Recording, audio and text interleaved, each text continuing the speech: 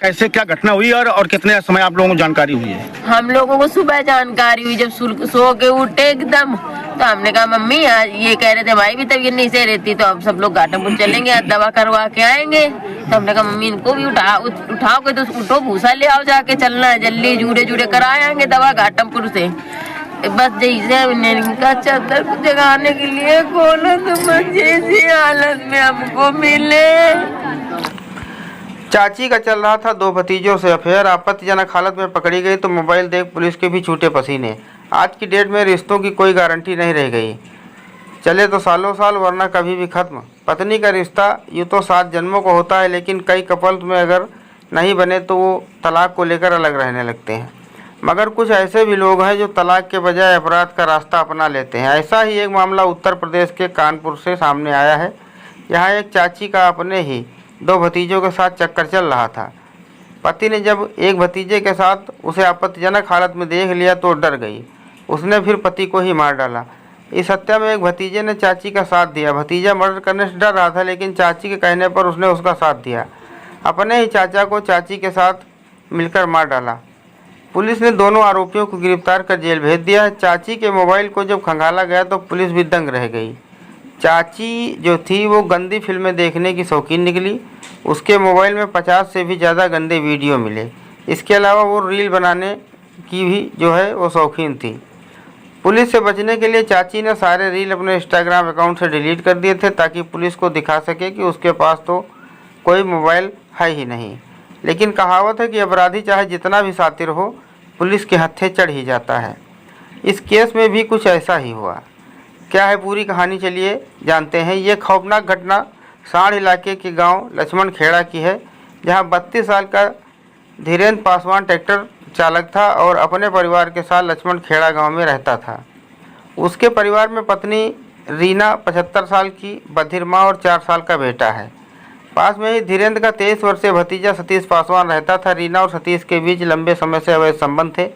रीना ने पुलिस को बताया कि एक दिन उसके पति ने उन्हें आपत्तिजनक स्थिति में देख लिया था। इसके बाद दोनों का मिलना जुलना बंद हो गया। पुलिस की पूछताछ में रीना ने स्वीकार किया कि उसके और सतीश के बीच प्रेम संबंध थे। यही नहीं, वो एक और भतीजे अभिषेक से भी बातें करती थी। पति धर्मेंद्र ने सतीश के साथ उसे एक बार रंगे हाथ पकड़ लिया था और सतीश से मिलने पर जो है वो पाबंदी लगा थी, जिसके बाद दोनों ने धर्मेंद्र की हत्या की योजना बनाई। महिला ने पति धीरेन्द्र को रास्ते से हटाने के लिए सोच लिया था। उसने पति के खाने में नींद की गोलियां मिला दी। घटना वाली रात 10 मई को रीना ने बढ़िया खाना बनाया और पति को बड़े चाव से खिलाया। धीरेन्द्र ने पूरा खाना खाया और सोने के लिए चला गया। नींद की गोली की वजह से धीरेन्द्र पूरी तरह से बेहोशी की हालत में था। पुलिस को रीना ने बताया कि जब उसका पति धीरेन्द्र सो रहा था तो उसने भतीजे प्रेमी से हत्या करने के लिए कहा, तो भतीजा जैसे ही चाची की हत्या करने के लिए चला तो उसके हाथ पांव जो है वो कांपने लगे। फिर रीना ने वहीं पास में पड़ी घर की टूटी चौखट को उठाया और पति के सिर पर कई वार किए, जिससे धीरेन्द्र की मौके पर ही मौत हो गई। अब भतीजा और चाची दोनों जेल में हैं। थाना सांड में लक्ष्मण खेड़ा गाँव में 10 तारीख की रात में, 10 मई की रात में एक धीरेन्द्र नाम के व्यक्ति की, जो घर के बाहर सो रहा था, उसकी हत्या कर दी गई थी, जिसमें घर परिवारजनों के द्वारा गांव के रहने वाले कुछ लोगों के नाम दिए गए थे और उनकी उससे कुछ रंजिश चल रही थी, इस आधार पर नाम दिए गए थे। नामजदगी के आधार पर पुलिस के द्वारा 2 लोगों की गिरफ्तारी की गई, उनको जेल भेजा गया। उसके पश्चात पुलिस ने उसमें गहराई से जांच की, विवेचना की और गहराई से जांच करने में प्रेम प्रसंग का प्रकरण सामने आया, जिसमें मृतक की पत्नी और मृतक का भतीजा, जिसका नाम सतीश है, इनके बीच में प्रेम प्रसंग था, जिसकी जानकारी मृतक को हो गई थी, जिसको लेकर घर में विवाद भी हुआ।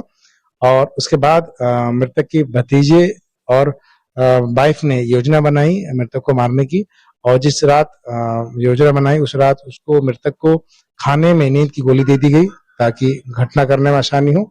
उसके पश्चात लगभग रात में 10 से 10:30 बजे के बीच में मृतक की पत्नी ने जो वहां चौखट लकड़ी की रखी थी उससे उसके सर पे वार किया कई बार, जिससे वो मृत्यु कारित हो गया। उसके पश्चात रात में घर की धुलाई की, क्योंकि छींटे पूरे घर में फैल गई थी ब्लड की, और सफाई करने के बाद फिर इन्होंने योजना बनाकर मोबाइल वगैरह अपने तोड़ दिए। और उसके पश्चात पुलिस ने आगे की इन्वेस्टिगेशन की और इन दोनों का चालान किया, दोनों को जेल भेजा गया।